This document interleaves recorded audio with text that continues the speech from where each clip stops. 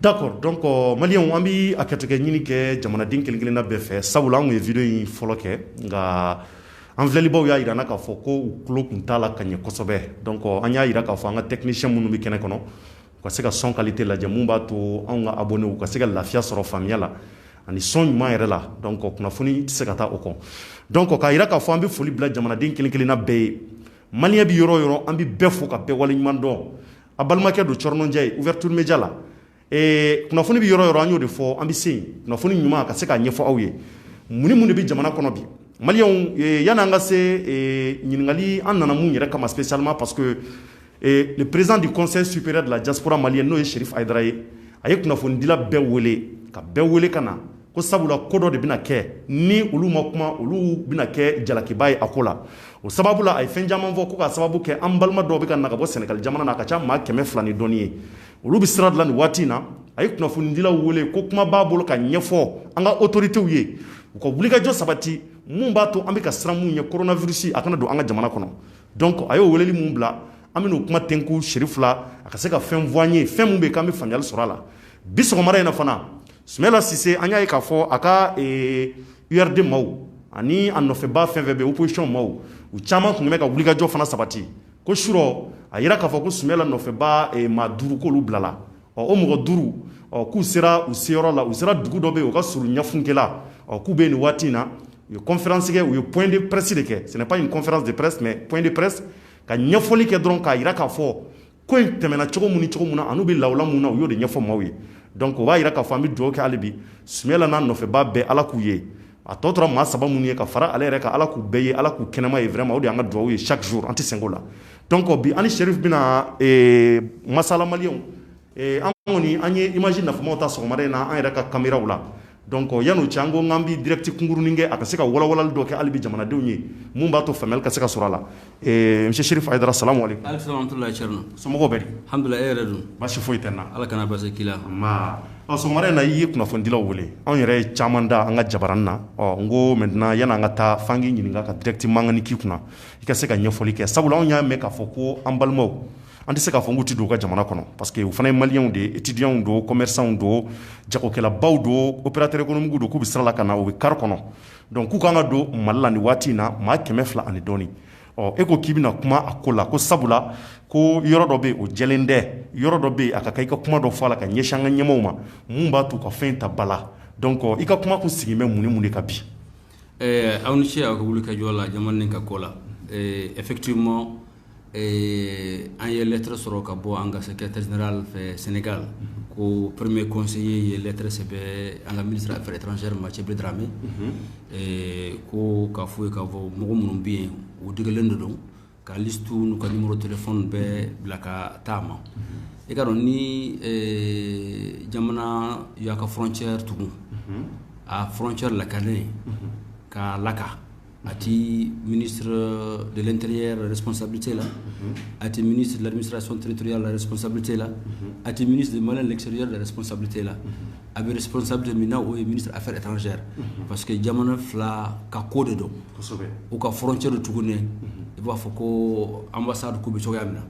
donc Cherif Dramé ye décision kɔni ta k'a fɔ k'u bɛna bisi di bila bi sɔgɔmada in na o de sɛbɛnlen lettre kɔnɔ le 3 février le 3 avril et ka bisi bila ka taa an y'a mɛn k'a fɔ ko bisi 6 ou bisi 7 bi t'u nɔfɛ bi k'u bɛna Bamakɔ u ka hakili don kana Bamakɔ parce que maliyɛn de don mais an b'a fɛ ka fɛn min fɔ Cherif Dramé ye tuma o tuma an y'a wele a y'an ka kumakan lamɛn kɔsa in na Rokiya Traoré ka ko an y'a interpellé an y'a ye sufɛ JT 20h la ko a bi ko minɛ ni bulo 2 ye a tun b'a to yen ni Ala sɔnna Rokiya bɛ bila sɔɔni an dun y'a ye bien que condition min bɛ Paris bi juge ti baara la ale kɔni ye fɛɛrɛ kɛ ka Rokiya bɔ kaso kɔnɔ o kɛra donc an b'a fɔ ka tan dɔ ka waleɲuman dɔn an n'a ɲɔgɔn caman min ye Sénégal ta ye lettre sɔrɔla bus apprêtera tuma dɔ bus sera Sénégal ou bus bɛna bɔ Sénégal ka na mɔgɔ minnu bɛ nalen malidenw de don u hakɛ de don ka na Mali kɔnɔ gouvernement kan k'i wuli k'i jɔ k'i ci siri pour que u ka na hɛrɛ ani kɛnɛ kɔnɔ an kɔni haminen bɛ min na an y'aw wele bi sɔgɔmada in na ka sababu kɛ o de kosɔn u ka nali n'u nana u kana a kana kɛ problème ye an maliyɛn minnu bɛ yan a kana kɛ problème olu fana ka famille kan parce que an t'u ka famille fɛ ka tɛmɛ olu yɛrɛ kan ministère de santé de b'an bolo commission technique scientifique de bɛ yen u ka fɛɛrɛ de kɛ u bɛɛ ka tester yanni u ka bɔ frontière la u ka na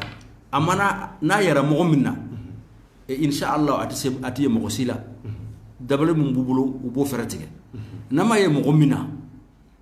a bɛ dɔn fana a t'a la parce que k'a fɔ ye dɔrɔn an y'i ka température ta fɛn t'i la o tɛ testeli ye dɛ parce que bana bɛ se ka kɛ mɔgɔ adamaden fari kɔnɔ tile 14 dɔw yɛrɛ fɔ tile 20 a tɛ ye test la mais test kɛra a bɛ ye donc an b'a fɛ test ka kɛ kelen bɛɛ la yanni ka na.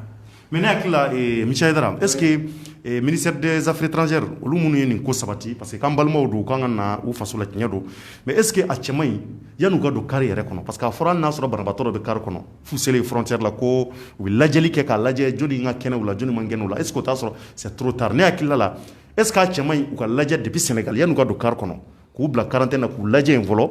yan'u ka don kari kɔnɔ wala u ɲuman ka sɔrɔ. c'est une bonne idée mais problème min de don test kit minnu bɛ yen o man ca. Ils n'ont pas beaucoup de tests sénégalais. Parce que Sénégal, mi a hami yere ka teme. Akachani mo wakele Sénégal mi contaminé de. Ma wakele. Oui, Sénégal. Subhanallah. Et mi ke yere en diaspora wula ka kuma société civile togola. 45% munu contaminé du Sénégal charno. Obé sénégalais de l'extérieur. 45% mo keme mo binani ani duru ce sont des étrangers c'est-à-dire les Sénégalais qui sont revenus de c'est-à-dire que munu bora kofe kana na fora ka foko mo be bo Sénégal kanaya ka fo uti Sénégal bu tester parce que test munu be Sénégal bolo o ba tester Sénégal o de o be tester que de ni do yara famille kono ko test bala o be do le suivi hali au suivi yɛrɛ tant que signe ma y'a tigi la u t'a tester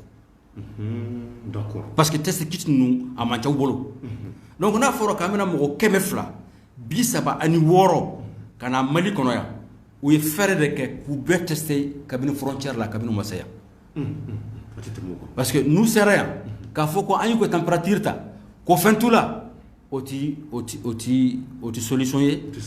o fana ti garantie ye k'a fɔ fɛn t'u la parce que bana bɛ se ka kɛ mɔgɔ la tile 14 fo ka taa tile 20 ɲɔgɔn yanni a ka dɔn donc an bɛ Cibele Dramé ni gouvernement wele nin na u y'u cɛsiri u kan ka min kɛ ko kɛ ka u la nali a kana kɛ kɔlɔlɔ ni bana ni yirikalen yɔrɔ bɛɛ an ka dugu kɔnɔ n'i y'a ye mɔgɔ si tɛ bɔ ka kuma nin ko nin na Thierno fɛn wɛrɛ tɛ politique ko de don i ka dɔn élection bi sen na opposition majorité indépendant mɔgɔ si t'a fɛ ka kuma fɔ munna parce que n'i ye fɛn fɔ sisan i ka parti tuma dɔw parti tɛna vote ye ou bien i bɛna problème sɔrɔ e ni gouvernement tɛ yɔrɔ dɔ la donc bɛɛ ma ko ne bon an dun an ye société civile de ye Thierno ne premier secrétaire de l'immigration et de migration de la société civile malienne ne bɛ kuma société civile de tɔgɔ la donc n'u ye ko ɲuman kɛ gouvernement an b'a fɔ n'u ma ko ɲuman kɛ an b'u jalaki an b'a fɔ a ye ko an hakili la ko nin de kan ka kɛ k'a fɔ ko an m'an sigi ka makoni ko nin na o tɛ kɛ abada donc aw ka weleli ye fɛn min ye bi ne b'a dɔn u bɛɛ bɛ ouverture média lajɛ ka fɛɛrɛ dabali tigɛ ka fɛɛrɛ bɛɛ de kɛ u bɛɛ ka tester an ka ministre de la santé kabini bana nin daminɛna a bɛ taa dunya fan bɛɛ a taara frontière la a ye sensibilisation kɛ n ko a tun bɛ Zegua fo frontière la ye pendant que a ye u nana ni avion min ye nin ye Air France le 20 k'a sɔrɔ aéroport tugura le 19 ka aéroport laka le 20 k'a sɔrɔ ale yɛrɛ ti yan mɔgɔ 300 de nana mɔgɔ 600 min nana u y'u ka température dɔrɔn de ta u nana don min na n ko mɔgɔ fɛnɛ de contaminer de don bi mɔgɔ 37 bi yɛrɛ mun mɛ hali o bi i b'a dɔn k'a fɔ ko 36 i b'a mɛn ko dɔ farala kan alors Guinée min ye élection kɛ k'a sɔrɔ coronavirus bi yen bi mɔgɔ 56 de confirmer de don Sénégal a ka ca ni mɔgɔ 1000 ye an kɔni comité scientifique de organisation mondiale de la santé ko olu kɔni ka jateminɛ kɔnɔ ko b'a la ka taa cogoya min na Mali kɔnɔ yanni kalo nin ka sa an bɛna mɔgɔ min sɔrɔ mɔgɔ 800 ou a bɛ tɛmɛ mɔgɔ 1000 ko yanni kalo in ka sa ko a bɛ sɔn ka tɛmɛ n'o a bɛ sɔn ka tɛmɛ n'o ye donc n'u haminen don élection ko la élection bɛ se ka kɛ parce que o y'a daminɛ déjà mais k'a ye raison bana yɛrɛ réseau min na dɛ u y'o circoncis Thierno a ka ɲi et Bamako ka circoncis c'est-à-dire ka ceinture sécurité sanitaire kɛ Bamako la k'ara kana kɛ Bamako ka taa yɔrɔ si n'o kɛra bana bɛ kɛ Bamako yan et a bɛ kɛ k'a ye raison de minnu yɛrɛ ye a kana se yɔrɔ wɛrɛ mais n'u dun m'o kɛ Thierno ni bana nin sera yɔrɔ bɛɛ k'a fɔ ko u bɛna élection kɛ o kan o ko tɛna bɛn et à un moment donné mɔgɔw bɛ sa fo dɔw ka kɛ responsable de ye donc an b'a fɛ ka fɛn mun f'u ye u ye courage ta courage min de don ka Bamako ceinture sécurité sanitaire kɛ Bamako la ka dɔw kɛ ka réseau na et élection bɛ se ka kɛ bana bɛ ma se yɔrɔ min na ni bana sera yɔrɔ min na u bɛ bila parcelle la parce que o sirilen bɛ o de ɲɛ pratiquement o dun an ka sariya sunba article 116 116 en cas de calamité ni autorisation bi président bolo ka ko bɛɛ to yen ka ordonnance ta ka ko kan ka kɛ cogoya min na sariya kɔnɔna na a bɛ se k'o kɛ donc ça veut dire n b'a fɛ ka min fɔ ka bamanankan jɛlenba tɛ a bɛ se ka article 16 évoquer et les élections peuvent se faire partiellement bana bɛ yɔrɔ min na sisan ni bana banna élection ma kɛ mais k'a fɔ ko foyi ma kɛ nin cogoya in na fo ka bana nin layiriwa an bolo k'a fɔ aw bɛna taa élection kɛ tugun mɔgɔ si s'o faamu a filanan ye fɛn min ye jamana fɛn o fɛn min b'a lamini na u bɛ mesure ɲɛnamanba de ta c'est-à-dire que jamana fɛn b'an kɛrɛfɛla la u bɛ mesure ɲɛnaman ta ka exonération kɛ importation bɛɛ la Thierno ka taxe ninnu bɛɛ to yen mɔgɔ si kana maɲininka impôt sarali la ji courant k'o bɛɛ de bɔ yen fo kalo saba ɲɔgɔn et fɛn o fɛn min bɛ kɛ facilité ye ka dɔ bɔ essence sɔngɔ la pour que Maliens bɛ se ka lafiya cogoya min na parce que a labanna a bɛ kɛ confinement de ye bi Maka ni Madina couvre-feu de bɛ yen tiɲɛ don alors Ouagadougou u y'o de kɛ donc an kɔni m'a faamu Mali min kɛra jamana fɔlɔ-fɔlɔ ye ka ministre de la santé CEDEAO bila réunion kɛ yan ka hakili ɲuman sɔrɔ k'a fɔ ko tous les ministres de la santé de l'Union africaine u bɛnna Éthiopie n ko an ka ministre de y'a ɲɛmɔgɔ ye Michel Sidibe k'a fɔ ko an y'o hakili ɲɛnama sɔrɔ kabini bana nin ma se yan k'a fɔ bana nin bɛ se Sénégal a bɛ yiriwa ka se hakɛ min ma a sera Burkina ministre minnu tora bana ɲɛmɔgɔ minnu minɛ a ye fan bɛɛ k'a fɔ ko habi an m'a mɛn mesure ɲɛnama taara u y'a ta ka bana nin kunbɛn alors k'a fɔ ko an bɛ se ka confiner a gɛlɛman parce que c'est une économie de jour au jour mais u ye waati caman de waatiba de sɔrɔ ka bana nin kunbɛn mais u m'a kɛ k'a ma sɔrɔ parce que n'u ye fɛn fɔ mɔgɔw de b'a fɔ ko élection yɛrɛ kana kɛ tugun o sirilen bɛ élection ɲin de nɛ élection kɛra sinɛn sa an bɛ taa deuxième tour la ils n'ont qu'à prendre toutes les mesures pour que a bɛ se ka kɛ yɔrɔ min na a ka kɛ yen a bɛ se ka kɛ yɔrɔ min na a bɛ parcelle kɛ mais yanni o kɛ cɛ k'a ye raison bana yɛrɛ kɛra yɔrɔ min na bana yɛrɛ yɔrɔ min na u ka fɛɛrɛ de kɛ k'o yɔrɔ datugu mais datugu cogo fana de b'a la dɛ fo k'a sɔrɔ ko mɔgɔw bɛ se ka dumuni kɛ mɔgɔw bɛ se ka ji min mɔgɔw bɛ se ka fɛn sɔrɔ maintenant fɛn min de don Chine y'a jira an na bana de bɛ se ka kɛlɛ bana nin kɛra fɛ Wuhan mais moi aussi m'a mɛ k'a fɔ k'a sera Pékin a ma se Beijing a ma se Shanghai pourquoi parce que u ye mesure min ta an b'a la ko o de ta aujourd'hui Hong Kong max bɛ bɛɛ de la Hong Kong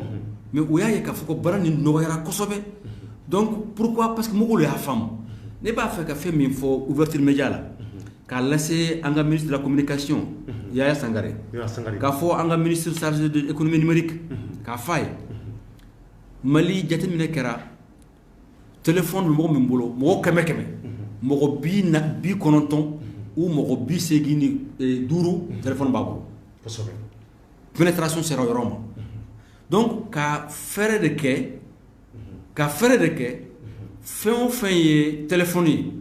opérateur saba de bien Télécel Malitel Orange ka sonnerie ninnu changer parce que jateminɛ fana kɛra téléphone mɔgɔ m'o bolo i bɛ téléphone weleli kɛ au minimum 2 fois dans la journée entre 2 et 25 fois donc n'i ye weleli kɛ i k'a dɔn i bɛ sonnerie de mɛn kirir dɔw de y'a changer k'a kɛ musique ye yan de y'a ta donc ko changer k'a kɛ annonce sensibilisation ye o bɛ kɛ sensibilisation a bɛ se Mali bɛɛ ma a kɛcogo fana an b'a fɛ ka f'u ye sɔgɔma ka bɔ 6 heures du matin u b'a daminɛ ni sensibilisation ye ka tɛgɛ ko kɛ gang bi don cogoya min na gang bɛ bɔ cogoya min na o kɛ fo midi ou 13 heures ni 13 heures sera u b'o changer u b'a bila mɔgɔ minnu sara Afrique kɔnɔ parce que bi mɔgɔ 200 de sara Afrique coronavirus la maa 200 a daminɛnen kana bila sisan kana sa bila sisan maa 500 ni 777 contaminé don mais jamanaba min contaminé don o ye Afrique du Sud de ye donc ka ko fɔ ani personnalité baw minnu jamana in fɔ minnu minɛ Prince Charles bana y'a sɔrɔ premier ministre de Grande-Bretagne Angleterre an ka Diouf sara Madi Bango donc mɔgɔba minnu sara mɔgɔw bɛ mɔgɔ minnu dɔn ani saya min kɛra Afrique kɔnɔ k'o fɔ ka bɔ 13 heures ka na se fo 17 heures 17 heures tuma u y'a yira k'a fɔ baara ni mɔgɔ caman minɛ a bɛ mɔgɔ caman fa à peu près 1% ou 2%, ça veut dire ni mɔgɔ min na n'a y'a dɔn joona ni traitement kɛra a bɛ se ka kɛnɛya donc an b'a fɛ Orange Malitel ani Télécel u y'o changer comme ça sensibilisation bɛ se bɛɛ ma parce que sini y'a yira ce n'est que la discipline par rapport au fɛn min fɔra i kan k'i tɛgɛ ko cogoya min na et a kan ka distance ni observer cogoya min na Thierno o dɔrɔn de b'a kɛ ka mɔgɔ bɛ kisi bana nin na vaccin t'a la alors n'o bɔra la an y'a mɛn k'a fɔ ko un certain professeur un certain Jean-Paul Mira Jean-Paul Mira ko ka vaccin kɛ an na mɔgɔ si kana sɔn vaccin ma tant que an ka ministre de la santé a ma yamaruya an ka ministre de la santé yɛrɛ an ye fɛn min kalan kun na ani bi ni vaccin ko nin na u kana sɔn a ma parce que u b'a fɛ ka farafindenw de kɛ u ka kɔbɔ ye u ka vaccin la an tɛna sɔn ma alors c'est très important. u b'a fɛ k'an kɛ jugusago ye. tout à fait. k'an kɛ jugusago ye k'anw kɛ kɔfɛmaa ye ka sɔrɔ ka vaccin essayer anw na fɔlɔ. an na a y'a fɔ télévision de LCI la kunna sini a bi dunya fan bɛɛ parce que u b'a dɔn k'a fɔ an ka gouvernement u mago bɛ wari la e yɛrɛ tun hakili b'a la ni fɛn min kɛra gɔrɔdiya ko ni bi école la parce que u ye wari de di gouvernement malien ma donc u b'a fɛ ko o de kɛ sisan alors an ka gouvernement an kɔni an ye société civile de ye et an b'an wuli ka jɔ fɛn min kan ka fɔ an b'o fɔ et an tɛna to ha abadan k'a fɔ fɛn kan ka fɔ ka Mali nafa ka malidenw nafa ka gouvernement yɛrɛ nafa mun nafa ka sɔrɔ an m'a fɔ donc i ka welelikan o de ye nin ye bi ne b'a fɛ ka yiri la mɔgɔ caman fana bi bana nin sɔrɔ k'a ma sɔrɔ u ka téléphone fɛ alors n bi gan nin don n tɛgɛ la alors gan nin filɛ nin ye tile mun mɛn gan fila bɛ ne bolo ne y'a ye fana mɔgɔ caman docteur ni France docteur Saba de Sara subhanallah chogodi Sara bana yu mine contaminé parce que uya contaminé chogodi ani anga santé mo chama de bana ni fana mine Afrique kono alors bana fenne ni famu mbubolo gambu bolo tire mu me donc gan ni nu tegem parce que contamination be ke tege ni asare numa donc ni téléphone sonera ou bi téléphone jabi ou ka message blakata téléphone ka sabu ke gagne ibi so ubu ka WhatsApp la je ou bi télé ban ola nous bana barala nous sera so ou fait minke ou bi ou ba bo bolola abotigu de fana de ni ka akeni chokoya nina odeni c'est-à-dire ki tega do a chaman kabo gagné parce que docteur yoro bu kala norsu nu fenuna c'est-à-dire infirmière abi bo chokoya mina mais nu yo bo ou fe min de ke wala hakilla ou tege salmane de do ou be téléphone ta ou be téléphone ke donc bana boara Ghana et na téléphone là télé mu me bon iye gambo ka bon a nyuma là mais fem min sera téléphone ma i mo boy alors que virus dum avec téléphone kan entre 4h et 6h ati boy donc amanga ka se yoro mina de o di nu anida ibi téléphone ta ka gré et nous la idala donc ibi banata donc docteur fon fe banani soro aya soro ten e mo ko chama ya yo États-Unis o e banani soro ni choyanna donc on va faire ka formali dembeye téléphone bi mo bolo anga hakil to yoro la surtout anga mo mun bi barake docteur sola alors a sabana fmi ana laban bi maka yo couvre feke maka ma dans Médine Misiri Rasulullah sallam Misiri ani makan ka tugu o ma daw ma de o ye couvre fere yere de ke makan dugu be e ni dun tarabi anga Misiru la be bita jumana kosobe a fora dun mogo bi saba ani woro de yara Mali kono ne ni ho conseil mogo lu tumbe premier ministre fe banani ka folla ne ya fuye au conseil malien ou bien au conseil islamique du Mali ne ya fuye u ka misiri nunu gouvernement yu bonya gouvernement ma fuye u ya datu mais ulu yere kanka ke je o yoro la sa ka misiri nunu datu ko wertew iba don ka foko ni ya fo misiri silamema walma chrétien walma juif e kanata ala kaso de misiri ani église ani synagogue ati iba foko parce que imata misiri la ibi kisi baramade mais féminin do na fora adama demma ala mi dan foy kama fo aka batoli ma khalaqal jinni wal insi illa liya'budun idan kun yowe a la batoli fana aka so de bien mu ye misiri na fora ema e danen ku mimma e kanata mo mi dan o ka so kono ka bato o impact psychologique nta forme bamanakana o ka bon ima ka foko ner sikata ala ka bonna ka batulike no kera e ka réaction be kemi e réaction mina ke femi ya femi bi fo barakonna wotiye o kelen a flana femi fora ka akan ka ke ka kisi banama ibi janto la kosobe a sabana ibi doa o chaman ke pour que ala ki kisi anaka silam be kisi donc misri ka datuguli ala wula odema ama la wula ka foka silam ya bali de ama la wula ka foka foko na datugura banani mi jode tumodo duhaw mumbe ke misri kono yere o bamma de ka dobo chaman bo banana mais ala fana ya fo bana kera maka suye binani ni ko fla hijimake suye binani fla hijimake tite mugo suye bisaba ani fla o be kera bana koy suye tande kera kelen de fonyo on koy o manyo on tala donc o de bayira ka foko foy mam girin ni silamɛ ni yɛrɛ alors ni sali ko de don fana fɛn fati min kɛra siɲɔ 42 min du bi fɔ maka wele kan jumɛn du tun bi fɔ misiri la u b'a fɔ ko sallu fi buyutukum hayala sala u y'o yɛlɛma ka ko ye an fana hamelen don kabini baara nin daminɛna fo ka na se sisan ma e yɛrɛ i tulo bi wele kan na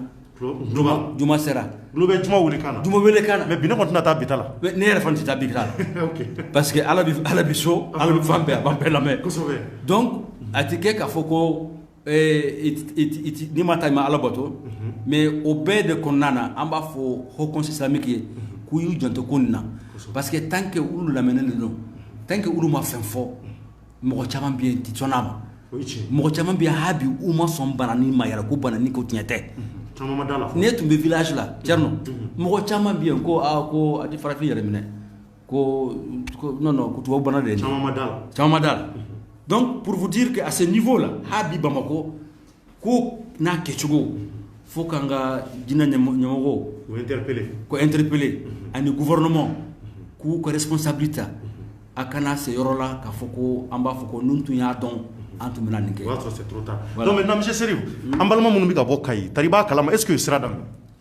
Ni mun daminɛna sira. Est-ce que u donna car kɔnɔ u bɛ sira la. Non ne ma filɛli kɛ sɔgɔmada in na kabini nana kabini 10 heures ne ma ka téléphone lajɛ fɔlɔ. D'accord. Donc k'a lajɛ ni kibaruya min bɛ yen. Mais kibaruya mana min kɛ yen an b'a ala n'o ouverture média ye. N'a hakili la kabini kunu information caman de kɛra réseau la tuma dɔ gouvernement y'a mɛn. U b'a la ka fɛrɛ tigɛ u ka fɛrɛ tigɛ a la u ka na u ka so de don wallahi u ka na et puis c'est nos soldats économiques du Mali u ka na mais an b'a fɔ gouvernement ye u ye décision de ta k'u tester yanni u ka dɔn u kana dan flashili ma dɔrɔn de ma n'o kɛra inchallah dɔwlu fana bi Belgique dɔwlu bi France mɔgɔ caman de sara France t'a fɛ ka hakɛ fɔ mais fɛn min bɛ ne hami ka tɛmɛ mɔgɔ minnu fara mɔgɔ 12 u ka su bi France u b'a fɛ ka su nin lana yan fɛrɛ ma sɔrɔ la fɔlɔ gouvernement y'u wuli k'i jɔ parce que gouvernement de y'a yira malien minnu sara coronavirus la France dɔw fana sara min tɛ coronavirus yɛrɛ ye ok d'accord u cercueil bi yen parce que bi bina France mɔgɔw lu jɛnina dɛ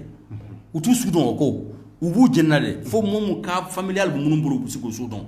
donc Mali gouvernement y'a yira couloir humanitaire bɛ se ka dilan Mali de y'a daminɛ fɔlɔ Côte d'Ivoire y'a kɛ mɔgɔ nana ka bɔ Côte d'Ivoire ka bɔ Faraji jamana na u y'a bila o confinement na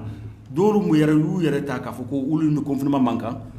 Alassane Ouattara yɛrɛ bɔra Kunasini k'a fɔ o ɲɔgɔn kana kɛ tugun donc an b'a fɛ k'a fɔ gouvernement ye u y'a yira k'a fɔ ko maliyɛn su o ka gilan ma ni maliyɛn ɲɛnaman de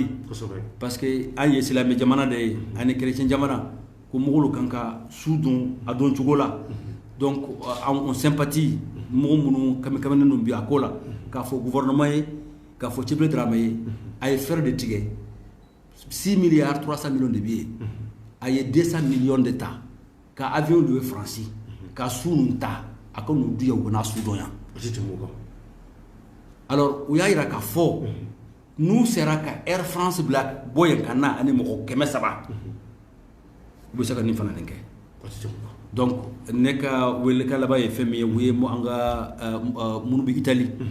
président Dante a ye article caman kɛ n'o kɔnɔ ye k'an ka mɔgɔ caman sensibiliser an b'a fo Sekou Magassa ni Mariétou Diallo ni Amadou Guindo ni Bagayogo ni Camara ani Mariko olu bɛɛ bɛ Paris u se dama u b'o kɛ don o don an b'u fo Espagne Mamadou Diakité an'u ka baara ɲɔgɔn bɛɛ min ye président Espagne an bɛ ambassadeur ninnu fo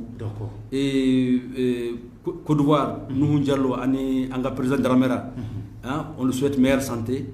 u ye collecte yɛrɛ kɛ u b'a la ka kitu ni masques di an ka secrétaire général an ka président Tchad an b'u fo kosɛbɛ wulikajɔ la Moussa Dramé fo ka fo kosɛbɛ an Demba Keita Gabon u k'i wuli k'i jɔ kabini a daminɛ Gabon u bɛ baara ɲuman de la yen k'an b'u fo an bɛ dugawu k'u ye Ala k'u tanga bana nin na su ni tile an bɛ foli ɲɛsin fana an ka maliyɛn minnu bɛ États-Unis i ka bana nin sera a fanga bonyara kosɛbɛ Amérique jamana na mɔgɔ 100,000 de contamine don bi mɔgɔ 100,000 Allahu akbar ha mɔgɔ 100,000 100,000 don o don dɔ bɛ fara a kan an b'an ka présidente fo min ye Fatumata Jara ye an ka secrétaire général Sako an b'a fo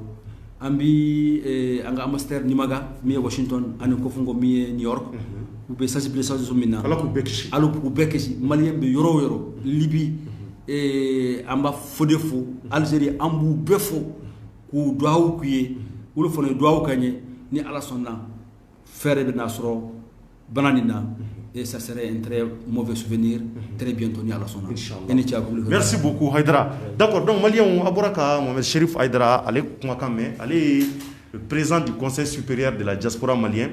malien minnu bɛ k'u sigilen don kɔfɛ jamanaw na olu ka tɔn belebeleba min bɛ n'a bɛ Mali kɔnɔ ale y'o ɲɛmaa ye a cɛsirilen bɛ ko caman na malien minnu bɛ kɔfɛla la olu ka hakililaw an'u ka kungow la a bɔra ka mun fɔ kuma kun sigilen don o de ka bi kunnafonidila club bɛɛ kun bɛ an fana ye jaw ta an ka jabaraninw caman na an ka caméraw la nka an sera ka interview mun kɛ n'ale ye sisan en direct o ye nin ye sabula an balima minnu bɛ n'u bɛ ka bɔ Sénégal jamana na o ko de don a ko k'a t'a kalama n'a sɔrɔ u kɔni wulila nka nin kumakan fɔra ministre des affaires étrangères de la coopération internationale n'o ye Cɛbilen Dramé ka yɔrɔ ye a y'a jira k'a fɔ ko an balima ninnu kan ka bɔ Sénégal donc ambassade an ka Mali ambassade mun sigilen bɛ Sénégal olu ye car damadɔ loué ka ban maa 100 o de kan ka don car in kɔnɔ ni ka don Mali kɔnɔ donc président ye mun jira kuma kelen don a ko an tɛ se k'a fɔ k'u tɛ don u ka jamana don an zɔnmaw de don an kɔrɔw don an faw don an baw don an balimaw don nka n'u bɛ na a ka jateminɛ jamana ka se ka wuli ka jɔ kɛ 6 milliards mun n'a taara u ka se ka nin wari ninnu don fɛnw la an y'a ye waritigibaw fana bɛɛ b'a la ka dɛmɛ kɛ a ko la donc u k'an balima ninnu u k'u bɛrɛ k'u bɛɛ sɛgɛsɛgɛ yan'u ka don kari yɛrɛ kɔnɔ k'u jateminɛ k'a lajɛ n'a sɔrɔ foyi t'u si la n'u fɛn d'u la u bɛɛ ɲuman ka don kari kɔnɔ u nisɔndiyalen ka don u ka jamana kɔnɔ sabula n'u ye nin ko négligé hali n'a sɔrɔ maa kelen b'u la ko bana in taamasiyɛn bɛ mun na dɔɔni o bɛ se ka kɛ kojugu ye tɔ minnu fana bɛ kari kɔnɔ a b'a yɛlɛma olu bɛɛ la ala k'an kisi o ma donc maliyɛnw nin ko de tun bɛ jamana kɔnɔ nin waati in na an bɛ foli bila maliyɛn kelen kelenna bɛɛ ye k'a fɔ aw ye bi wulada in na à partir de 17h30 an bɛna Adama Sangare ni ale ye Bamako maire u ka avocat kan ka na n ka plateau sanfɛ an bɛn'u ɲininka ka lajɛ Adama ka ko bɛ cogo jumɛn u ka se ka fɛn fɔ an ye an ka faamuyali sɔrɔ mun na o kɔfɛ tuguni Aras Bachi ale kan ka na plateau kan à partir de 18h30 an bɛna ale fana reçoit ouverture média plateau kan an bɛna kuma mun kan o ye coronavirus ko de donc an bɛn'o kɛ aw ye juma o juma 18h30 ka se ka kuma ko minnu kɛra depuis dɔgɔkun daminɛ fo ka na bila bi la coronavirus ko kan a ye tiɲɛni jumɛn kɛ Mali la impact ye mun ye c'est à dire que économie yɛrɛ kan an ka jamana économie kan a bɛna kojugu jumɛn don Mali kɔnɔ an kan ka mun de sabati yanni olu kana donc an bɛna olu de kɛ aw ye juma o juma ouverture média ka partir de 18h30 donc an bɛ bɛɛ fo ka bɛɛ waleɲuman dɔn hali bi ala k'an kisi bana in ma ala k'an tanga ala ka Mali vraiment anw kelen-kelenna bɛɛ maa minnu yɛrɛ bɛ k'u banana coronavirus in na fo kana bila bi la parce que an m'a mɛn ko maa nɔgɔyara nka an bɛ dugawu k'u ye an su n'an bɛ si n'an bɛ wuli n'an bɛ seli an ka dugawu k'u ye ala k'u bɛɛ nɔgɔya ko de ka d'an ye maa minnu fatura ala ka hinɛ olu la a maa fata ka dan olu maa 3 ma maa wɛrɛ kana fatu tuguni o de y'an ka laɲini ye donc hali bi ala k'an kisi ka bɔ bana in ma ala ka juma hɛrɛ ko ɲuman d'an ma comme ne ni Seri bɔra ka cogo min na bi juma kɔni anw tɛ t'o la maliyɛnw parce que an bɛ to so an b'an ka juma seli so ye mun b'a to hali bi an ka se k'an yɛrɛ lakana ka se k'an kɛrɛfɛmaaw lakana nka an b'a ɲini hali bi o conseil islamique mɔgɔw fɛ u ka se ka u miiri hali bi ka se k'a lajɛ ka décision ɲumanw ta mun bɛ kɛ silamɛ bɛɛ ka hakilila ye Mali kɔnɔ coronavirus ko la a k'an bɛn waati wɛrɛ maliyɛnw